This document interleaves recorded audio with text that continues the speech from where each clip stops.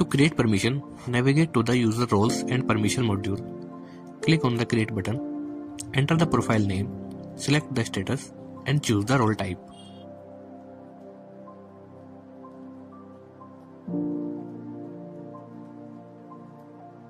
You can now create custom permissions by selecting the required options using the checkboxes. These permissions allow you to control access for different users.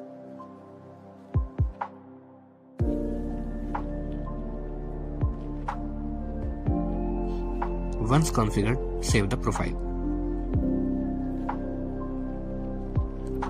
In the User module, you can create a new admin user, assign the custom profile you created. The new admin user will have access only to the features defined in that profile.